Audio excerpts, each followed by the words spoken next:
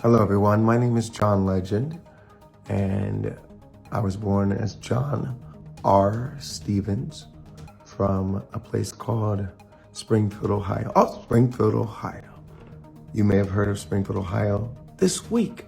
In fact, if you watched the debate, we were discussed by our presidential candidates, including a very special, interesting man named Donald J. Trump. Now, Springfield has had a large influx of Haitian immigrants who have come to our city. Now, our city had been shrinking for decades. We didn't have enough jobs. We didn't have enough opportunity. So people left and went somewhere else. So when I was there, we had upwards of 75,000 people. And in the last 5 years, we were down to like 60,000 people. But of late, during the Biden administration, there have been more jobs that opened up, more manufacturing jobs, more plants, factories that needed employees and were ready to hire people. So we had a lot of job opportunities, and we didn't have enough people in our town of 60,000 people to fill those jobs. And during the same time, there had been upheaval and turmoil in Haiti, and the federal government granted visas and immigration status to a certain number of Haitian immigrants so they could come to our country legally. And our demand in Springfield for additional labor met up with the supply of additional Haitian immigrants. And here we are.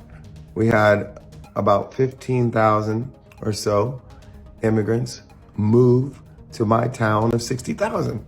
Now, you might say, wow, that's a lot of people for a town that only had 60,000 before. That's a 25% increase.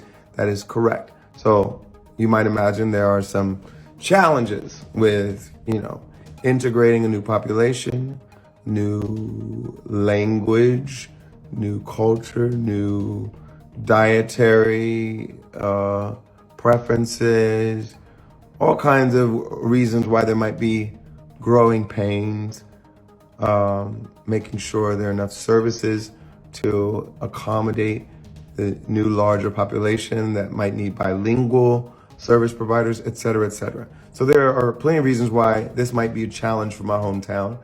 But the bottom line is these people came to Springfield because there were jobs for them and they were willing to work. And they wanted to live the American dream, just like your German ancestors, your Irish ancestors, your Italian ancestors, your Jewish ancestors, your Jamaican ancestors, your Polish ancestors.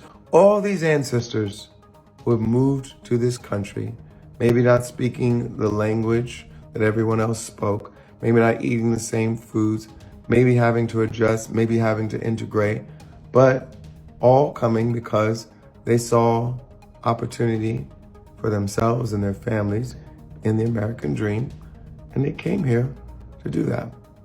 Some facts about immigrants. They usually do very well here.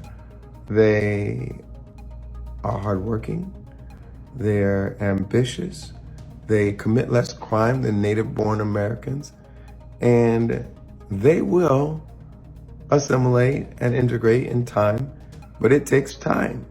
So I think all of us need to have the same kind of grace that we would want our ancestors to have when they moved here, with our Haitian brothers and sisters who move here too. And nobody's eating cats, nobody's eating dogs. We all just want to live and flourish and raise our families in a healthy and safe environment. How about we love one another? I grew up in the Christian tradition. We said to love our neighbor as we love ourselves and treat strangers as though they might be Christ. So how about we adopt that ethos when we talk about immigrants moving to our communities, and don't spread hateful, xenophobic, racist lies about them. John R. Stevens from Springfield, signing off.